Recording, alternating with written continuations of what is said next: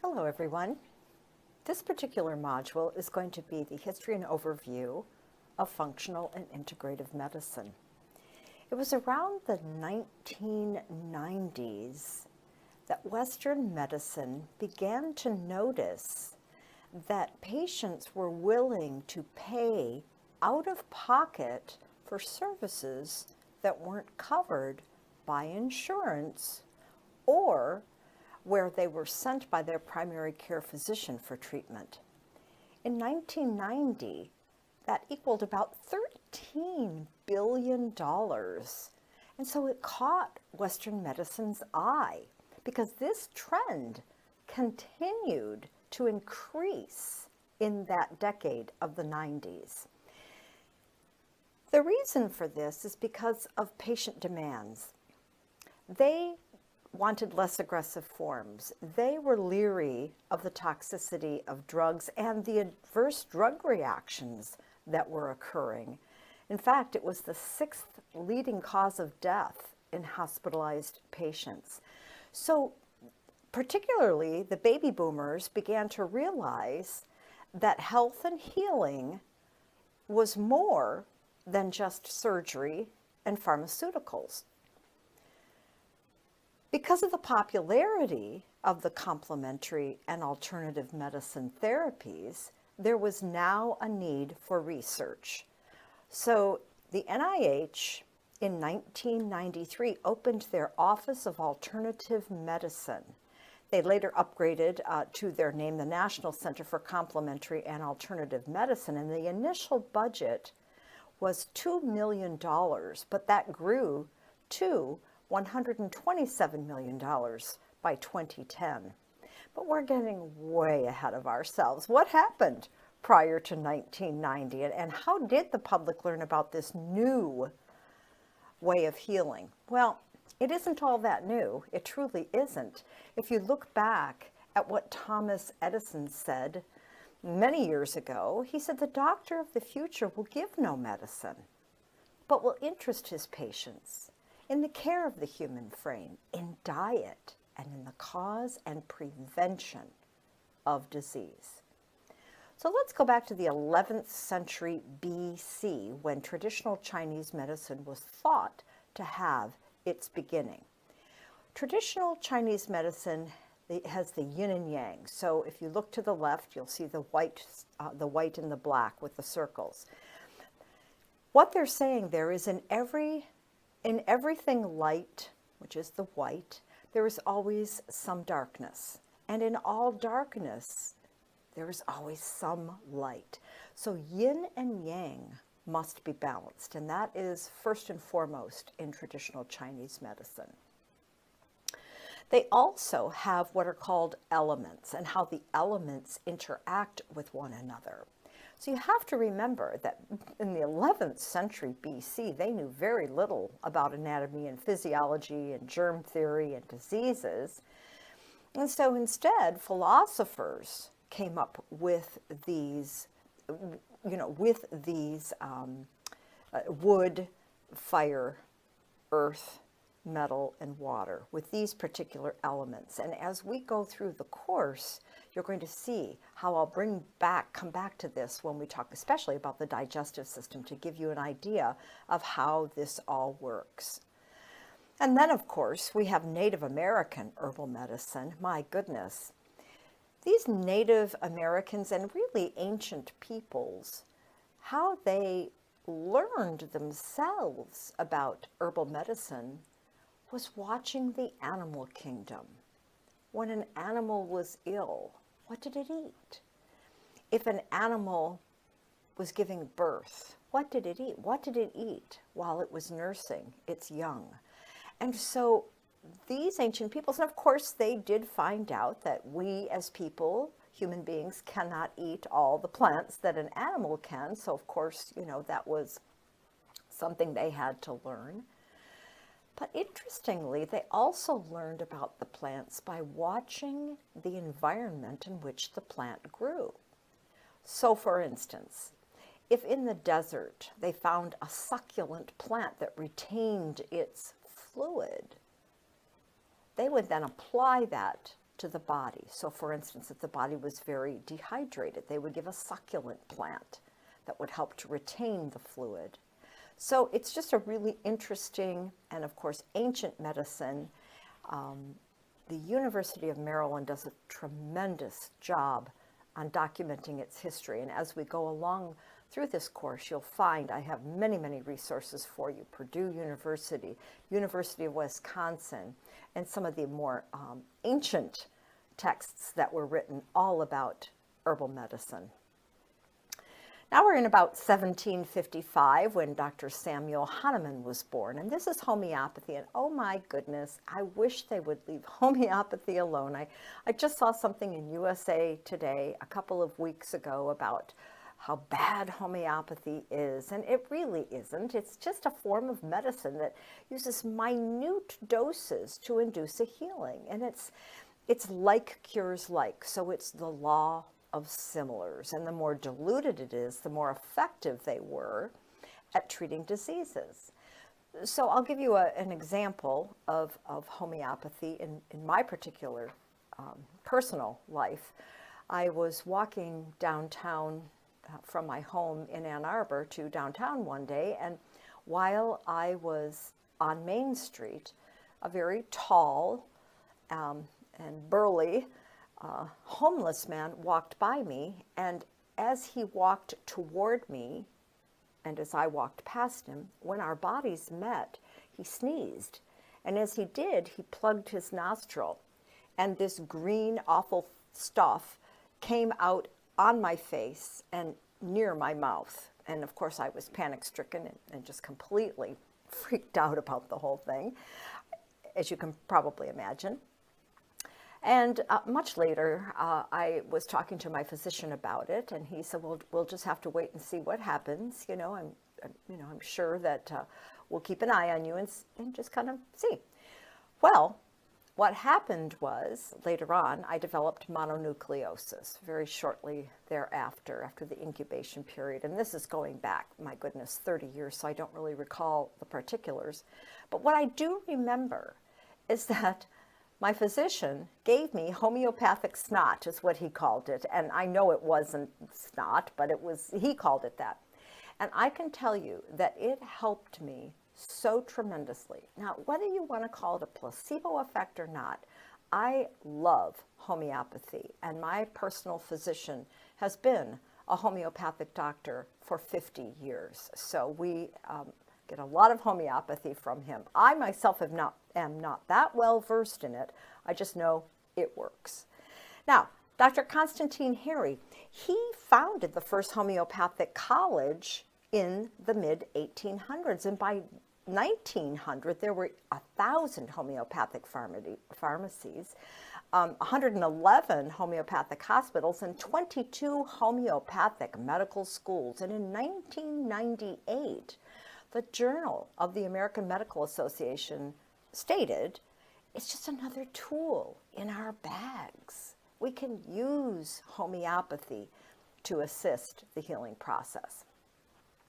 If you've heard of osteopathy, this would be an osteopathic physician. They believe that illness and disease is because there's been an obstruction of fluids caused by misplaced bones. It's a little bit different than chiropractic, but the father of osteopathy was Andrew Taylor Still, and he believed that a person wouldn't become ill if they had their bones completely aligned, and that all of these areas of the body would be affected by something that was out. So he was one of the first physicians thinking preventive medicine. Now, shortly thereafter, we see Dr. Daniel David Palmer, and he was the founder of Chiropractic. And again, he's talking about misplaced bones, but not all over the body. He's focusing on just spinal misalignments. Now, I know many of you are wishing you could read this chart. Please download the handout that will be available for this week, because I'm going to have all those charts in a Word document where you can enlarge them, you can look at them and save them. So keep that in mind as well.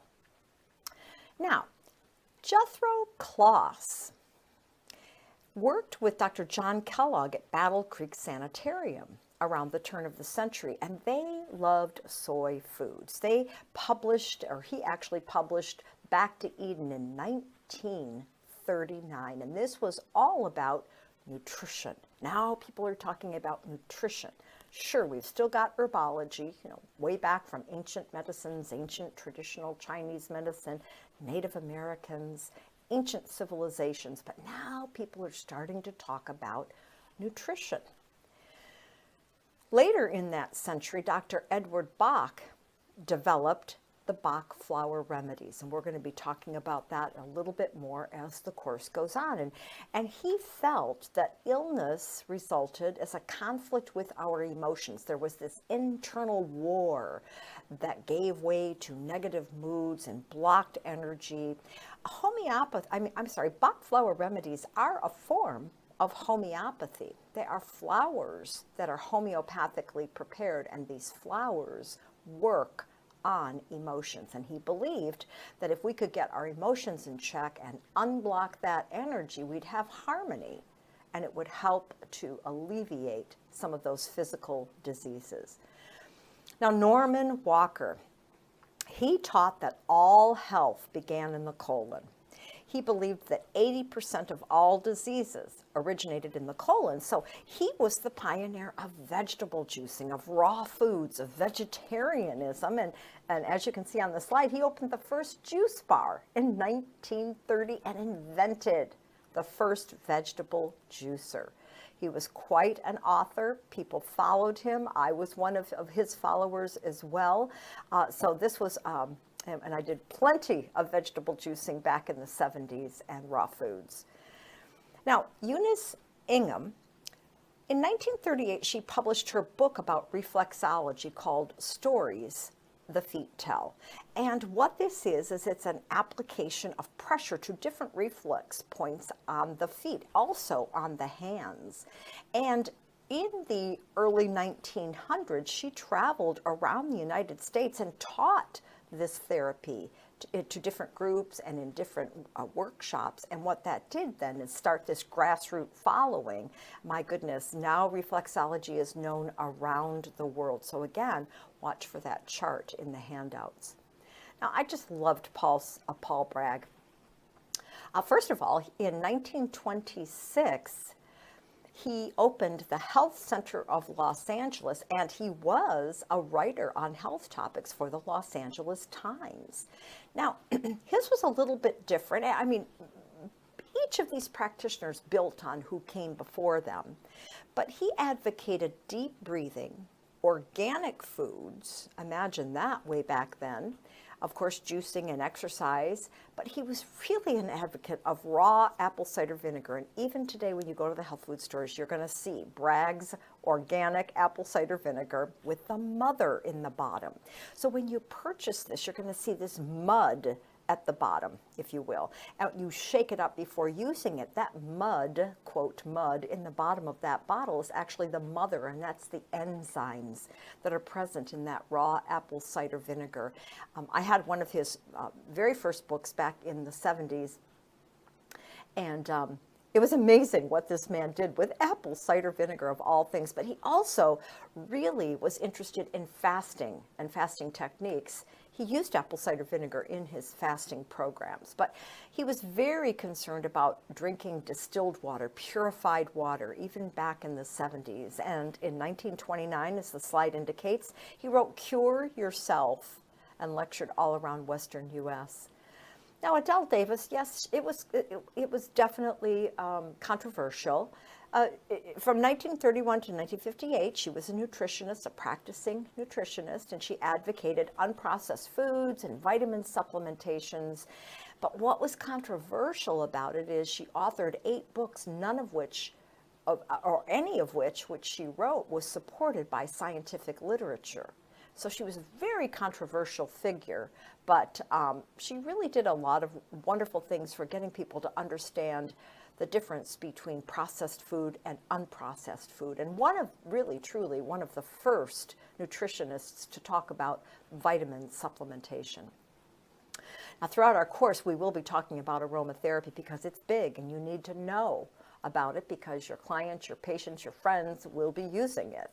So essential oils have been around, my goodness, since Egyptian times, but they were reintroduced by René Maurice Gattefossé in France around 1928. So he is termed the modern aromatherapist. And his student, Dr. Jean Valnet, was really impressed with the findings that Dr. Gattefossé found, and he, Dr. Valnet, began using these essential oils during World War II to treat injuries. Now, this is one of the fellows I followed quite a bit, was Dr. Bernard Jensen. He was a chiropractor by trade. In 1929, he graduated, but he loved nature cures. So he was big on nutrition. He was big on herbal medicine, homeopathy, acupuncture. But you can see in the blue that I've also added things that people, they really weren't talking about that much, which was color therapy and polarity therapy. And yes, Norm Walker taught us about the colon, but Dr. Bernard Jensen was talking about colon hydrotherapy, so enemas and colonics and things like that. Yes, Paul Bragg talked about fasting, but Dr. Jensen created different types of fasting programs, and he used reflexology. He had a ranch out in San Bernardino, California. He had over 350,000 patients in his career. He was a prolific writer, over 50 books and booklets, and some of them are online now free because they're just so old and they're not in print anymore. So he was just so much fun to follow and to listen to and learn from. I really, truly enjoyed it. I also learned from Dr. John Christopher, and he was America's most foremost herbalist. And he was out west and he worked with the Native American medicine men. He worked with them, and these medicine men called John Christopher the white medicine man, and they exchanged information, knowledge about the workings of herbal medicine. He did develop over 50 herbal formulas that are still used around the world today. Solar Ray and Nature's Way are two brand names, and they, as well as Nature's Sunshine, sell many of his formulas. In 1953, he formed his own school of natural healing. He wrote numerous publications, but he left practice in 1969 to teach around the country until he passed away. So amazing, amazing healers. And this is, so when we talk about functional and integrative medicine, folks, this is not new stuff. This is old stuff made new because we now have science to back up what these people were doing so many years ago, centuries ago in some cases. Now, Anne Wigmore, she is the mother, considered the mother of raw foods, and I did have an opportunity to work at the Hippocrates Health Clinics in the 1970s. She advocated wheatgrass juice, and she was very big on raw living foods and detoxifying the body, the mind, and the spirit. And there are still 2 Hippocrates clinics left. I believe one is in Boston and one somewhere in California. Many people went to these health clinics with cancer for healing of cancer. So it was just a really Rejuvelix was one of her drinks with wheat berries, and of course you can see the wheatgrass juice up in the upper left-hand corner. Hannah Kroger, not many people know about Hannah Kroger. This was another one of the people that I followed. She came to the U.S. in 1952, and she was all about massage therapy, homeopathy. You know, she was doing everything, again, that the practitioners before her had done and built on it. She was always seen as an eccentric because she was extremely sensitive to our body's energy. So she was one of the pioneers in energy work, in healing touch work, in Reiki and aura balancing. And she too, like Christopher, worked with the Native American healers to help balance people's mind, body, and emotions. Jack LaLanne, gosh, if you're old enough, of course you know Jack LaLanne. He first heard a lecture by Dr. Paul Bragg, and that piqued his interest in nutrition. And as you know, he became the exercise guru. In fact, in 1936, he opened the nation's first health exercise club in California. Stan Maelstrom, and these are names you're probably never going to hear other than in this lecture, but he got his Master's of Herbology from a place called the Dominion Herbal College in Canada in 1958, and he used his natural methods. He used acupressure versus acupuncture, massage, diet, something called chronography, where he was working with it's almost like a cranial sacral treatment today, and herbology. And two of his most popular books were My Body, My Friend and Own Your Own Body. So again, very old information. Now, Louise Hay actually just passed away in 2017. She wrote a book called You Can Heal Your Life. She truly believed that our physical ailments had an emotional cause. So in her work, she included affirmations on how to release these emotions. She worked toward the last couple of decades of her life. She worked with the HIV/AIDS population out in California. And as you can see, her book has sold 40 million copies. I mean, that number is going to be much higher because this was through 2011. But just to give you an idea, she would say, for instance, with asthma, what took your breath away? And then she would give you an affirmation on I breathe deeply, I breathe freely, and that type of thing. And you were supposed to repeat these affirmations over and over. And in the case of arthritis, what keeps you from moving freely through your life? So your affirmation would be, I move freely. And, you know, I don't know. I don't remember all of the affirmations. My goodness, there are hundreds and hundreds of them. But you get the idea. A heart attack, what hardened your heart? Or a cancer, what's eating at you? So it was just a really interesting way to look at health and disease. Now, of course, 60s and 70s, it was the hippies era. I was there. It was back to nature, be self-sufficient with food and medicine. My goodness, at that time of my life, I was growing my own garden. I was canning over 500 jars of food and storing it in my crawl space, and freezing over 500 bags of food and putting that in the deep freeze, and really practicing herbal medicine. And one of the books that we had, of course, was Alma Hutchins, The Indian Herbology of North America. But just a tremendous amount of information that we had, but we didn't have the internet. We just had these crazy books that we were just viewed as really eccentric people. One of the most popular books was Penny C. Royal. I don't honestly know what the woman's name was. As you can see, that's a pen name because there is a plant called pennyroyal, but it's Herbally Yours and the Little Herb Encyclopedia. Used those forever. Are You Confused? Dr. Pavo Arola.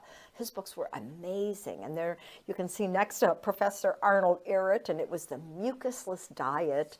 And of course, we've got Survival into the 21st Century, the Colon Health Handbook, John Christopher School of Natural Healing, How to Get Well, Nature's, so you can see, and there's my Paul Bragg book. So these are all some of my books from my older collection, but my goodness, that's all we had, folks. No internet, no science to back up anything we were talking about, but my goodness, what a movement was created. You know, oh my goodness, 60s and 70s, it was amazing. So here's a chart I'd like you to see from 2012, and this is the individual risk relative to the use of food supplements in the UK. So you can see that when you go all the way down to the end of the chart, and you'll see food supplements and vitamins, and there's a 1 there. And yet you go up to smoking or military personnel in Afghanistan, preventable medical injuries in hospital or adverse drug reactions, scuba diving, motorcyclists. You can see how safe these food supplements and of course vitamins and minerals can be. And of course we're going to look into some that aren't so safe later on in this course. So again, are these therapies new? They're really not. Today you hear all about colonics and massage and chiropractic.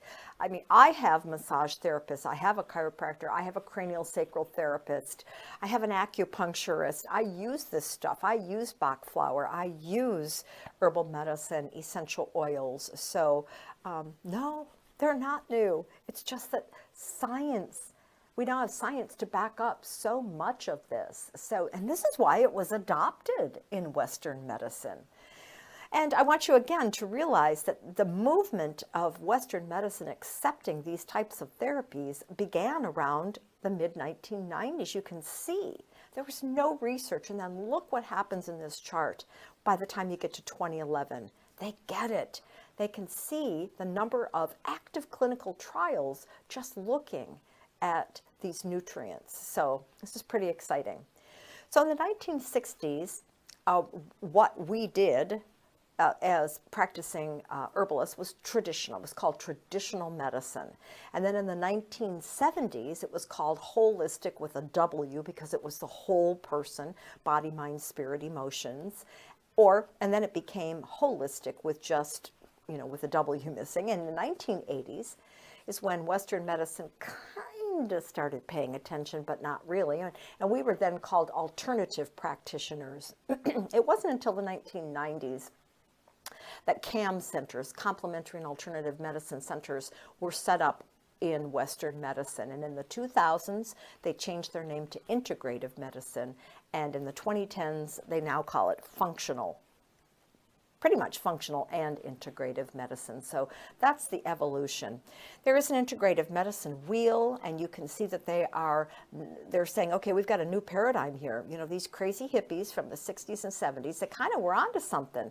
So we're going to talk about energy medicine. We are going to look at manipulative therapies and moving bones. Sure, we've still got surgery and pharmaceutical because they do have a place in Western medicine, but let's integrate some of those herbal medicines and nutrition and lifestyle and behavior and body, mind, spirit medicine. So it's pretty exciting. This is from the Institute of Functional Medicine, and this is just a simplified comparison, the difference between conventional medicine, conventional medical doctors, and an integrative and functional medicine physician. So conventional is disease-oriented. In integrative medicine, they are health-focused, patient-focused. They look at patients as being unique.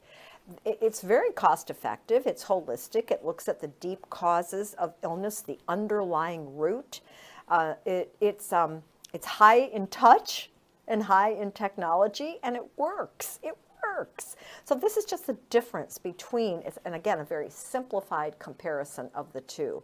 And this, I love this. It might look a little bit blurry on the slide because it didn't reproduce well, but I just want you to see that at the top, you see the diseases. Now, with functional medicine, they understand all these underlying causes, the inflammation, the toxicity of the body, the structural imbalances, our immune system, our microbial imbalances, our gut bacteria, toxic chemical exposure.